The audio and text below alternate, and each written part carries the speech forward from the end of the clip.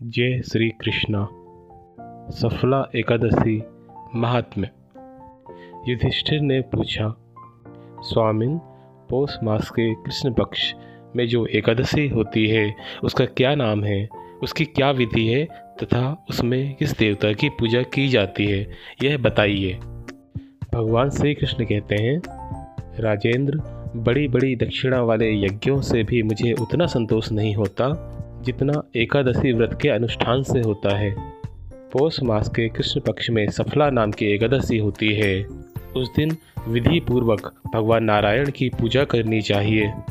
जैसे नागों में शेषनाग, पक्षियों में गरुड़ तथा देवताओं में श्री विष्णु श्रेष्ठ हैं, उसी प्रकार संपूर्ण व्रतों में एकादशी तिथि श्रेष्ठ है।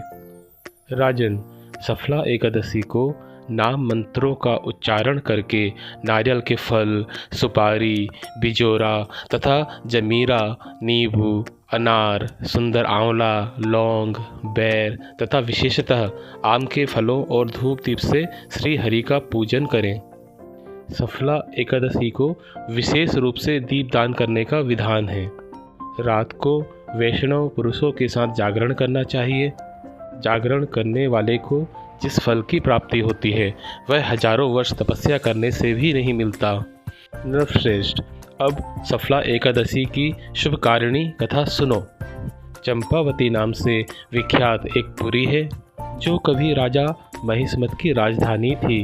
राजर्षि महिष्मत के 5 पुत्र थे। उनमें जो ज्येष्ठ था वह सदा पाप कर्म में ही लगा रहता था, पर स्त्रीगामी और वेश्यासक्त था। उसने पिता के धन को पाप कर्म में ही खर्च किया। वह सदा दुराचार परायण तथा वैष्णवों और देवताओं की निंदा किया करता था।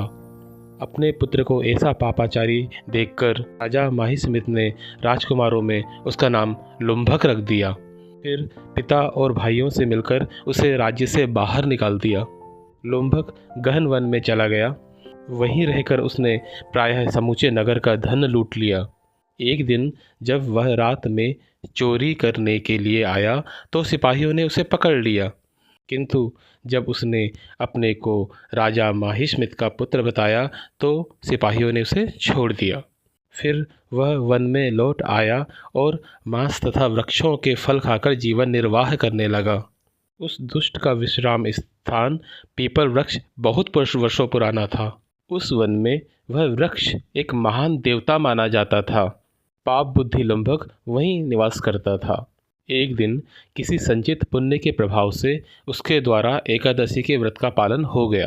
पौष मास में कृष्ण पक्ष की दशमी के दिन पपिष्ठ लुम्भक ने वृक्षों के फल खाए और वस्त्रहीन होने के कारण रात भर जाड़े का कष्ट भोगा। उस समय ना तो उसे नींद आई और ना ही आराम ही मिला। वह निष्प्राण सा हो रहा था। सूर्योदय होने पर भी उसको होश नहीं आया।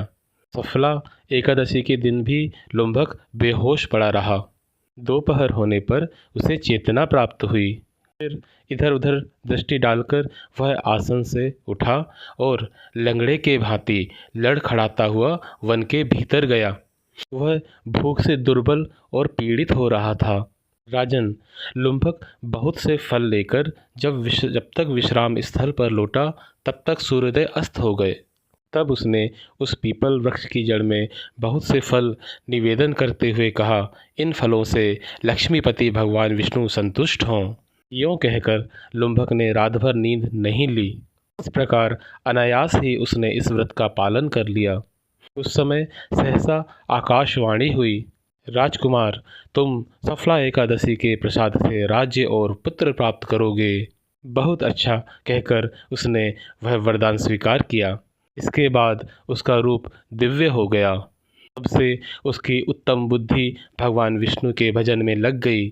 दिव्य आभूषणों से सुशोभित होकर उसने निष्कंटक राज्य प्राप्त किया और 15 वर्षों तक वह उसका संचालन करता रहा। मनोज्ञ नामक पुत्र उत्पन्न हुआ। जब वह बड़ा हुआ तब लुम्भक ने तुरंत ही राज्य की ममता छोड़कर उसे पुत्र को सौंप दिया और स्वयं भगवान श्री कृष्ण के समीप चला गया, जहाँ जाकर मनुष्य कभी शोक में नहीं पड़ता।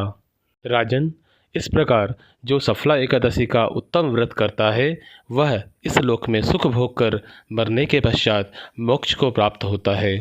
संसार में वे मनुष्य धन्य हैं जो सफला एकादशी के व्रत में लगे रहते हैं, उन्हीं का जन्म सफल है। महाराज, इसकी महिमा को पढ़ने, सुनने तथा उसके अनुसार आचरण करने से मनुष्य राजसूय यज्ञ का फल पाता है। जय श्री कृष्ण।